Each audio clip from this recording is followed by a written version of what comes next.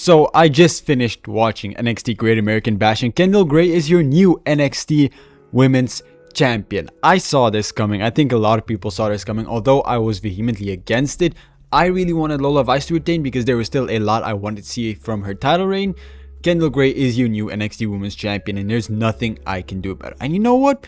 Good for Kendal Grey. She's been great. They've pushed her insanely hard. Like, she just arrived on the main roster or NXT. She just arrived on NXT and she's already world champion.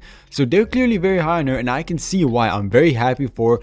A part of me just wanted to see more from Lola Vice. Although she had a very great reign, I still wanted to see more. But hey, I'm happy for Kendal Grey. Now both she and Ren Sinclair are champions. It's pretty exciting. They're going to have a whole celebration on NXT. So that's going to be fun. I'm excited to see what happens with Kendal Grey's reign. Her first challenger will probably either be a rematch against Lola Vice or we're going to go straight to a feud against Kalani Jordan, although we have to talk about her a bit later.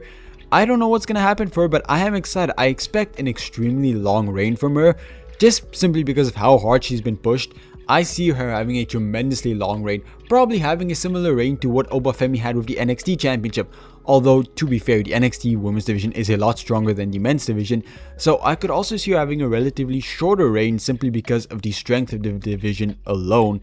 Either way, Kendal Grey is on top of the NXT division and I'm excited to see where it goes. Now, on that topic, let's discuss what happened with the Speed division as Ren Sinclair defeated Ariana Grace to retain the Women's Speed Championship. I'm also very happy with this result.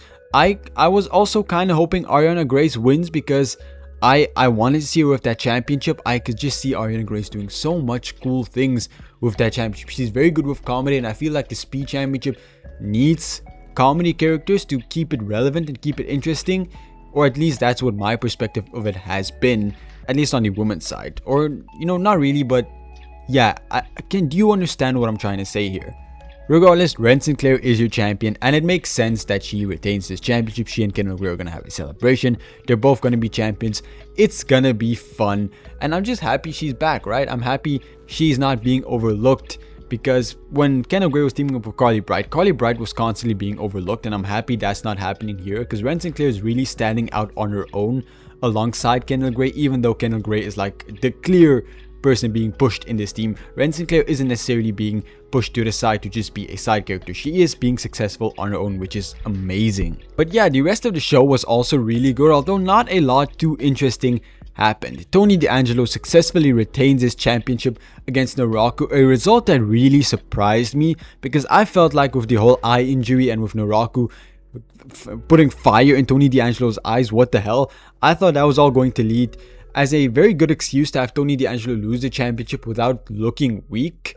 But that didn't happen. Tony D'Angelo is still your champion and I'm fine with it.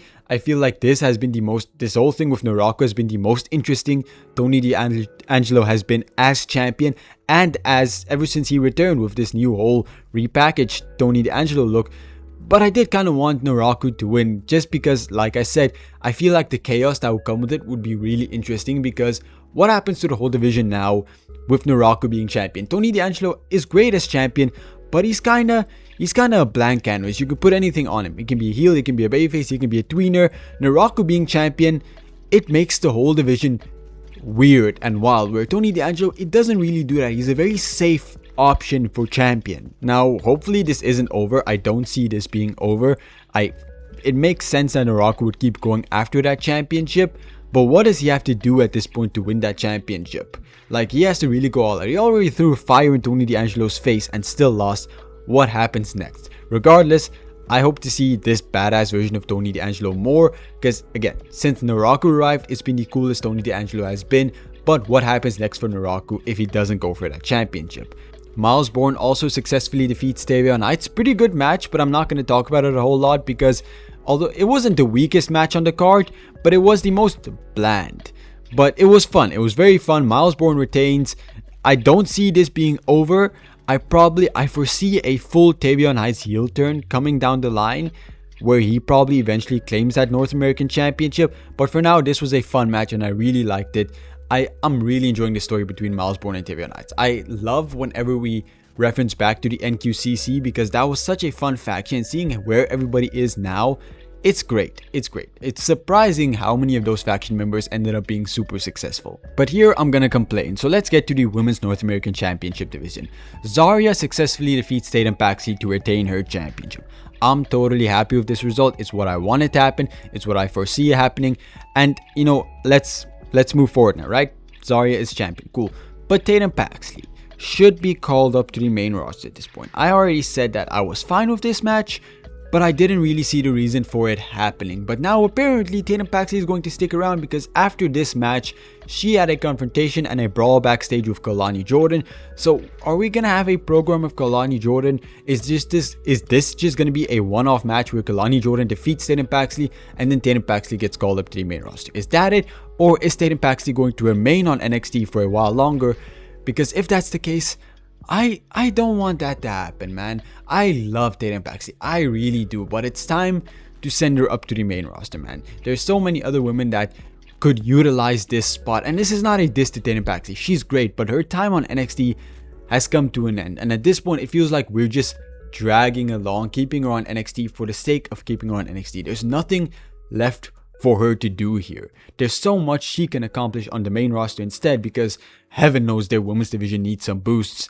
But yeah, I just don't see a reason to keep Tatum Paxley here any longer. A match between her and Kalani Jordan, I'm very happy with that. I like Kalani Jordan. She's my favorite women's wrestler right now. So I'm happy for that match. But man, I don't see a reason to keep dragging Tatum Paxley along on NXT. It doesn't make a whole lot of sense to me right now. Final two matches we should talk about. Shaquan Sugars does defeat Leon Lennox, but after the match, Osiris Griffin and James Cutler go and they blindside and attack him. Great match, a really physical match between these two guys. You felt that hatred, but I'm over this dark side stuff, man. Until we move on and send everybody to their own directions, I don't care. I want to see Shaquan Sugars go on his own. I want to see him do his own thing, compete with different people, get out of this dark state vortex. And as for dark state, let's either split them up. James Cutler is already on Evolve, okay? Keep him on Evolve. Let's just have Leon Lennox and Osiris Griffin on NXT. Let's split everybody up, have everybody do their own thing, or repackage this whole faction, man. Just give them a new look, vibe, gimmick, anything. I'm over dark state, man. I can't keep doing this.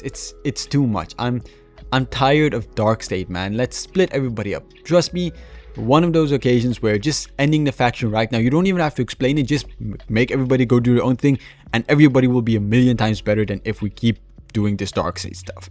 And then the final match is Shiloh Hill successfully defeats Tristan Angels, and he is officially Mr. NXT. While he already was, but you know, he's now officially Mr. NXT. This was a really fun match, some really cool spots. That whole spot under the ring was very entertaining and I really enjoyed it. If any match you should check out tonight, I would recommend this match, although you should really check out every match tonight. Overall was a really good show, but I especially loved this. Tristan Angels is so fun, man. What I hope happens with this is that you bring the Heritage Cup back and you give it to Tristan Angels. I've been clamoring to see the Heritage Cup back because I love that, and I feel like the Heritage Cup and Tristan Angels are like a match made in heaven. Like, I want to see this so bad. Give it to me. I know they're probably not going to, but man, I think it will be fun. And as for Shiloh Hill, it's not going to be long before he's the world champion on NXT, man. I can see him. I could really see him being pushed to the main event scene really soon. He's so good. He's so entertaining. Like, remember when he first debuted, it was like, Shiloh Hill, he's cool, but I don't know how to feel about him. I don't know how it's going to go.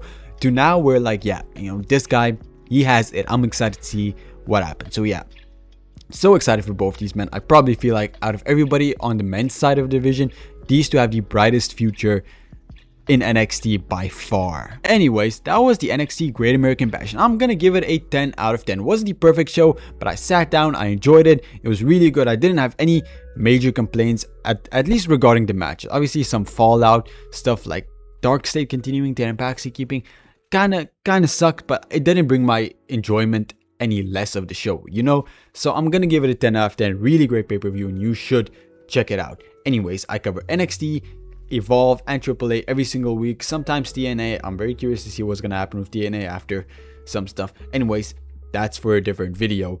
Yeah, so leave a like, subscribe, do all the YouTube things, and I hope to see you again soon. Goodbye, everyone.